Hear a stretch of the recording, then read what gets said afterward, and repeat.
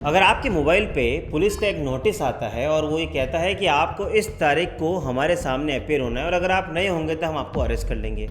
अक्सर ऐसे पुलिस के आजकल नोटिस आ रहे हैं व्हाट्सएप पे 41A सीआरपीसी के, या अगर हम नए कानून की बात करें तो सेक्शन 35 ऑफ बीएनएसएस में। अब सवाल ये उठता है कि क्या उस नोटिस को वैलिड माना जाएगा? क्या अगर आप उसको वैलिड मानते हैं तो क्या आपको उस दिन पुलिस स्टेशन जाना पड़ेगा? क्योंकि कानून तो ये कहता है कि अगर पुलिस वाले ने आपको नोटिस भेजा है और उस नोटिस की आप कंप्लायंस नहीं करते हैं तो इसी ग्राउंड पे आपको अरेस्ट किया जा सकता है।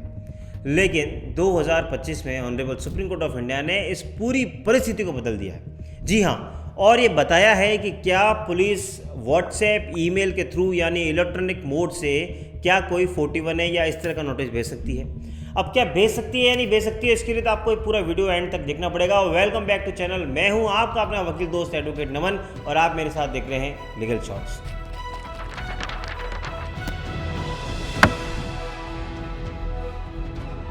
नमस्कार दोस्तों, तो आज हम बात कर रहे हैं पुलिस द्वारा दिए गए नोटिस के बारे में जो आजकल अक्सर हमें व्हाट्सएप पे आ रहे हैं। चाहे 498A का केस हो या फिर कोई साइबर फ्रॉड हो गया हो, किसी ने कंप्लेंट दर्ज कराई हो और उस कंप्लेंट के बेसिस पे अगर आपके अकाउंट में ट्रांजैक्शन हो रखा है, उस बेसिस पे नोटिस आ जाता है कि सर आपके अकाउंट में ये पैसा कैसे आया, आप हमें बताएं। अगर आप सपोज रहते हैं राजस्थान में और नोटिस आता है साउथ से, तो क्या आप उसके लिए साउथ जाएंगे? कई सारे सवाल उठते हैं। इसलिए आज हम एक वीडियो बना रहे हैं सुप्रीम कोर्ट के लैंडमार्क जजमेंट पे।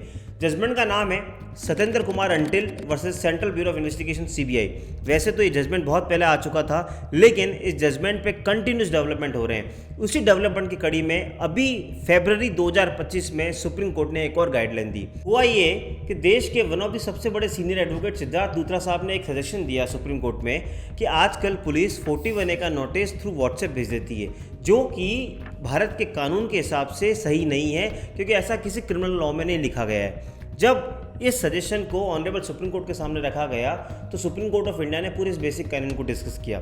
वही हम यहाँ डिस्कस कर लेते हैं। भारत के क्रिमिनल प्रोसीजर कोड के हिसाब से पुलिस के पास पावर होती है कि अगर कोई कॉग्निजेबल ऑफेंस घटित हुआ है तो उसमें पुलिस कुछ परिस्थितियाँ ऐसी होती है जिसमें वो सीधा अरेस्ट कर सकती है। लेकिन जब धीरे धीरे मामला बढ़ने लगा और ऐसा पता लगने लगा कि पुलिस अपने किसी पर्सनल रीज़न के कारण भी या किसी को परेशान करने के कारण भी उसको अरेस्ट कर सकती है, तो एक 41A का क्लॉज डाला गया जो ये कहता है कि अगर पुलिस को लगता है कुछ कारणों में कि इमीडिएट अरेस्ट जरूरत नहीं है तो 41A का नोटिस दिया जाएगा।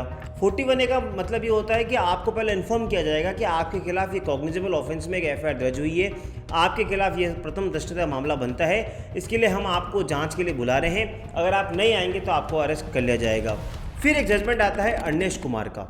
अर्नेश कुमार जजमेंट में पहली बार सुप्रीम कोर्ट ऑफ इंडिया इस बात को क्लैरिफाई करती है कि जो 498A में जो आजकल बहुत ज़्यादा अरेस्ट हो रही है पूरे परिवार की, उसको रोकने के लिए हम 41A का नोटिस मैंडेटरी कर देते हैं।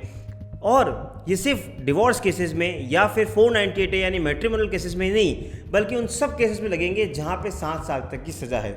यानी अगर मैं इसको फाइनली कंक्लूड करूं तो इसका मतलब जिसमें 7 साल तक की सज़ा का प्रावधान है, पुलिस सीधा आपको गिरफ्तार नहीं कर सकती। पुलिस को आपको 41A सीआरपीसी का नोटिस देना होगा, चाहे वो 406, 420 का अपराध हो या 498A का अपराध हो।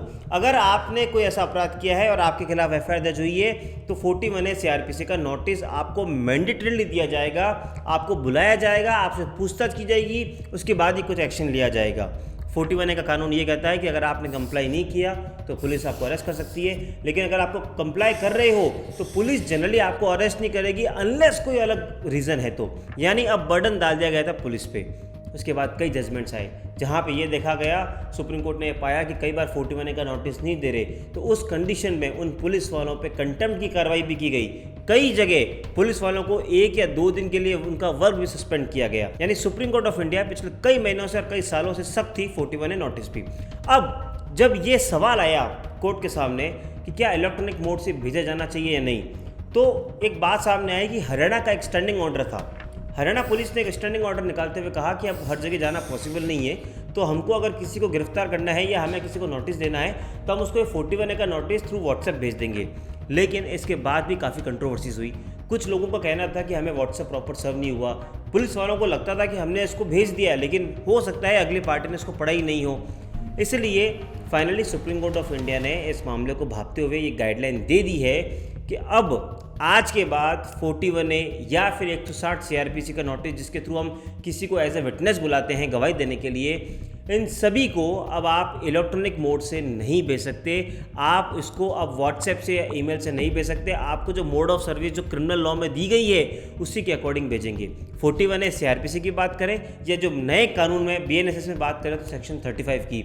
बेसिकली अब आपको कोई भी पुलिस का नोटिस आएगा तो वो आपको सर्व करेंगे, ना कि आपको ईमेल या व्हाट्सएप करेंगे। अगर ईमेल या व्हाट्सएप आता है तो आप उस पर तुरंत एक रिप्लाई कर दें, ये कर दें कि ये सुप्रीम कोर्ट के सत्येंद्र कुमार अंटिल की जजमेंट की लाइट में ये नोटिस वैलिड नहीं है, इसलिए मैं इसका जवाब देने के लिए बाध्य नहीं हूँ। वैसे सुप्रीम कोर्ट ऑफ इंडिया ने सेक्शन 532 ऑफ BNSS को भी डिस्कस किया, जहाँ पे लिखा हुआ है कि ट्रायल और कुछ पार्ट्स जो होंगे वो इलेक्ट्रॉनिक मोड में किए जाएंगे। तो honourable supreme court of India ने कहा कि उसमें ये कहीं नहीं लिखा है कि सेक्शन 35 की भी आपको जो भी कार्रवाई है वो ऑनलाइन कर सकते हो। इसका मतलब लेजिस्लेचर के मन में एक क्लियर था कि ये नोटिस को तो आपको नॉर्मल मोड ऑफ सर्विस में ही देना है। उसी तरह पुराने कानून की बात करें तो क्रिमिनल प्रोसीजर कोड में भी कहीं ये नहीं लिखा है कि आपको उसे इलेक्ट्रॉनिक मोड से भेज सकते हैं। तो अगर लॉ में कुछ स्पेसिफिकली नहीं लिखा है तो आप वो नहीं कर सकते जब तक लॉ उसको परमिट ना करे। इसी के साथ सुप्रीम कोर्ट ऑफ इंडिया ने गाइडलाइन दी है सारे स्टेट्स को कि आप अपने अपने स्टेट के अंदर एक स्टैंडिंग ऑर्डर निकालेंगे और पुलिस को डायरेक्शन देंगे कि आप 41A या 160 CRPC या 35 BNSS के नोटिस को अब आप इलेक्ट्रॉनिक मोड से नहीं भेजेंगे। मुझे उम्मीद है आपको ये कंटेंट पसंद आ रहा होगा। वैसे अगर फिर भी कोई समस्या है, नीचे लिंक दे रहा हूँ, उस लिंक पर क्लिक करके आप मुझसे मेरी टीम से बात कर सकते हैं। और अगर आपको ऐसे कंटेंट पसंद आ रहा है तो प्लीज़ सब्सक्राइब द चैनल। मिलेंगे अगली बार इसी तरह के वीडियो के साथ, तब तक के लिए जय हिंद, जय भारत।